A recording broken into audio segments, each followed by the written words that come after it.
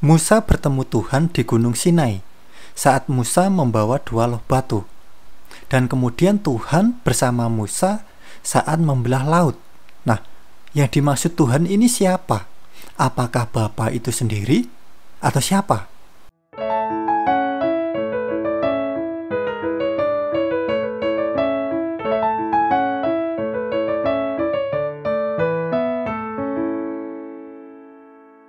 Untuk kawanku semuanya, selamat datang di Pusat Rohani. Damai Tuhan kita Yesus Kristus beserta kita semuanya. Jika ya hendaklah kamu katakan ya, jika tidak hendaklah kamu katakan tidak. Apa yang lebih daripada itu berasal dari si jahat. Nah, siapakah yang ditemui Musa? Siapakah yang bersama Musa saat Musa di Gunung Sinai? Saat Musa membawa 2 loh batu. Dan kemudian siapa yang bersama Musa saat Musa membelah laut itu, yang membantu Musa? Apakah Bapa sendiri atau siapa? Nah, mari kita baca terlebih dahulu dari Keluaran pasal ke-34 ayat ke-4. Lalu Musa memahat 2 loh batu sama dengan yang mula-mula. Bangunlah ia pagi-pagi dan naiklah ia ke atas gunung Sinai, seperti yang diperintahkan Tuhan kepadanya, dan membawa kedua loh batu itu di tangannya. Nah, ini Musa bertemu Tuhan. Yang dimaksud Tuhan ini siapa? Nah, nanti teman-teman akan menemukan jawabannya. Keluaran pasal ke-14 ayat ke-21. Lalu Musa mengulurkan tangannya ke atas laut, dan semalam-malaman itu Tuhan menguakkan air laut dengan perantaraan angin timur yang keras, membuat laut itu menjadi tanah kering, maka terbelahlah air itu. Nah, kemudian siapa yang membantu Musa ini saat membelah lautan? Apakah Bapa atau siapa? Ini langsung saja kita jawab. Jawabannya ada di Injil Yohanes pasal ke-1 ayat ke-18. Mari kita baca. Tidak seorang pun yang pernah melihat Elohim. Nah, di sini catatannya, tidak seorang pun yang pernah melihat Elohim, Sang Pencipta. Jadi nggak ada yang pernah melihat Sang Pencipta itu, nggak ada. Misteri Sang Pencipta itu. Tetapi Anak Tunggal Elohim yang ada di pangkuan Bapa, dialah yang menyatakannya. Nah, jadi maksudnya tidak ada seorang pun yang pernah melihat Elohim, yang melihat Sang Pencipta. Di sini Sang Pencipta tetap menyimpan misteri. Tetapi kita bisa tahu Sang Pencipta itu, kita bisa mengenali Sang Pencipta itu melalui Anak Tunggalnya. Tahu ya siapa Anak Tunggal itu? Yaitu Yesus Kristus, yang adalah gambar atau wujud dari Elohim, wujud dari Sang Pencipta.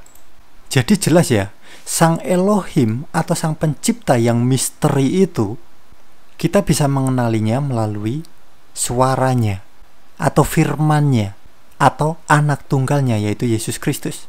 Saya berikan gambaran contoh seperti saya. Teman-teman gak akan pernah bisa mengenali saya tanpa melalui pusat rohani. Jadi pusat rohani ini adalah firman saya yang menyatakan diri saya, gitu loh. Paham ya?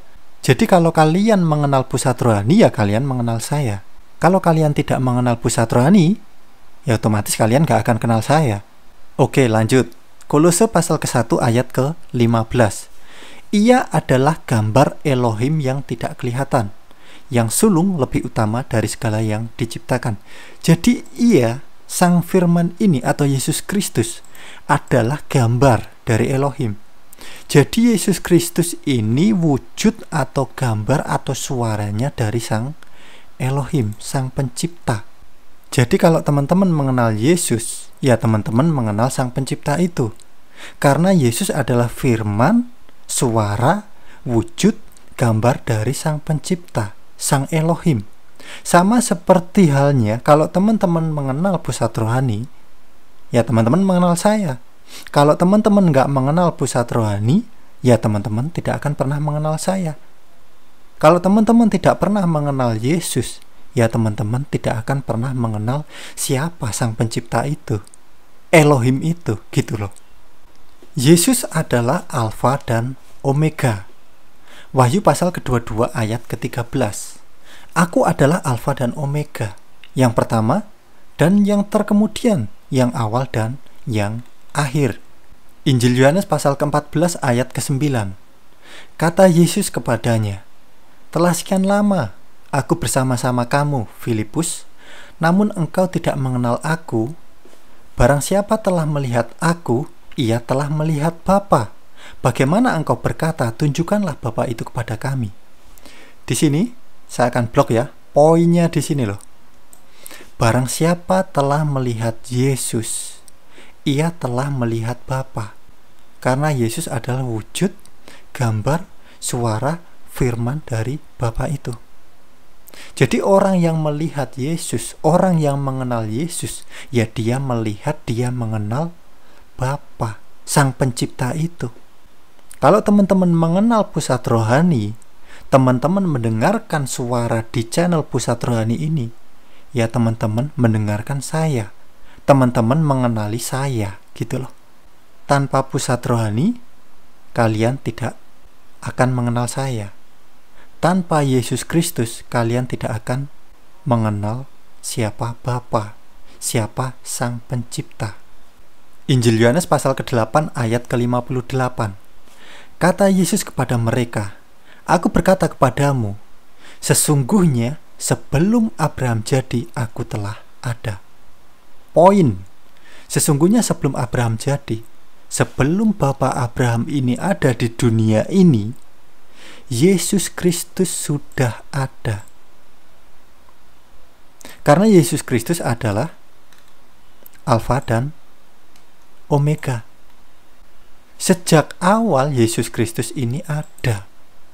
Jadi kalau Yesus Kristus ini sudah ada sebelum Bapak Abraham, para nabi, dan lain sebagainya, ya sangat jelas sekali siapa yang ditemui Musa saat di Gunung Sinai, saat di lautan yang membantu Musa. Sangat-sangat jelas sekali siapa, yaitu Yesus Kristus, yang adalah gambar, wujud, suara dari Sang Pencipta, Elohim.